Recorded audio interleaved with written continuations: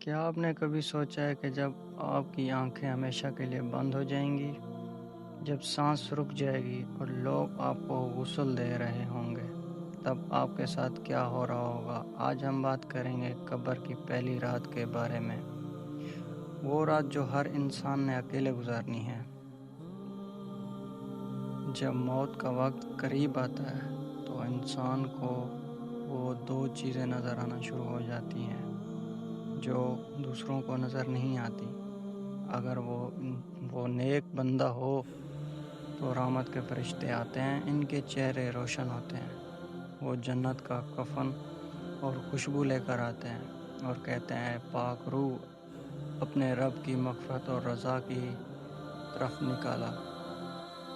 پھر انسان کی روح نہایت آسانی سے جسم سے نکل جاتی ہے، لیکن اگر انسان گناہوں میں ڈوبا ہوا ہو تو سخت فرشتے آتے ہیں، ان کے چہرے سخت ہوتے ہیں، وہ کہتے ہیں اے ناپاک روح اللہ کے عذاب کی طرف نکل۔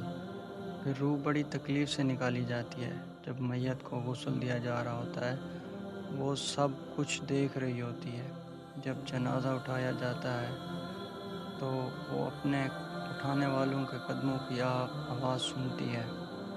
اگر وہ نیک ہو تو کہتی ہے مجھے جلدی لے چلو، اور اگر نیک نہ ہو تو کہتی ہے ہائے مجھے کہاں لے جا رہے ہو۔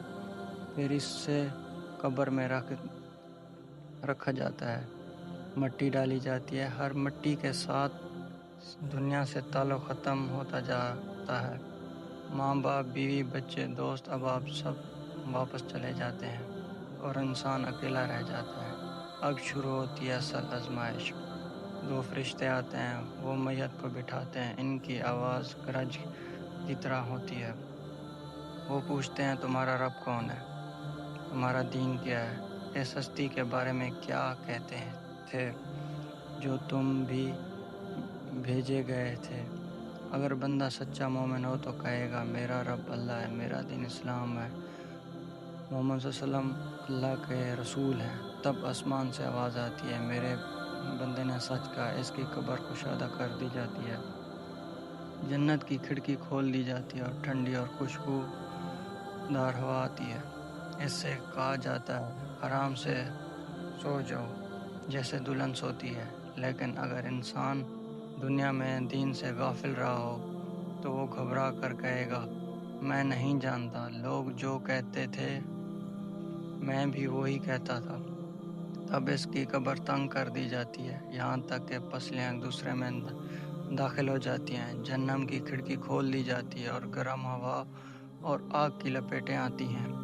نبی کریم صلی اللہ علیہ وسلم نے فرمایا قبر یا تو جنت کے باغوں میں سے ایک باغ ہے یا جہنم کے گھڑیوں میں سے ایک گڈھا ہے۔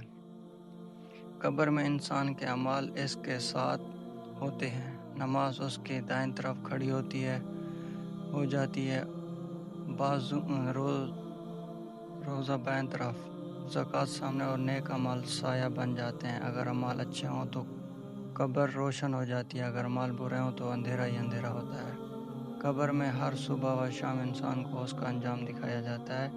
نیک کو جنت کا مقام دکھایا جاتا ہے اور دعا کرتا ہے اللہ قیامت قائم کر دے، اور گناہ گار کو جہنم کا مقام دکھایا جاتا ہے اور وہ کہتا ہے اللہ قیامت نہ لا۔ سوچئے اس دن ہمیں بھی اس قبر میں جانا ہے، نہ مال ساتھ جائے گا اور نہ شہرت، نہ عہدہ، صرف اعمال ساتھ ہوں گے۔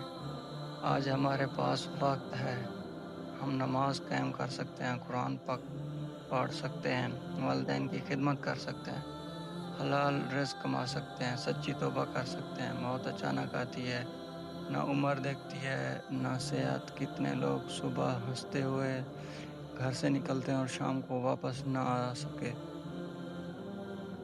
یہ دنیا چاند دن کی ہے، اصل زندگی آخرت کی ہے۔ عقل مند وہ ہے جو اپنی قبر کو روشن بنانے کی تیاری کرے۔ اللہ ہمیں قبر کے عذاب سے محفوظ فرمائے اور ہماری قبروں کو جنت کا باغ بنائے اور ہمیں سچی توبہ کی توفیق عطا فرمائے، آمین۔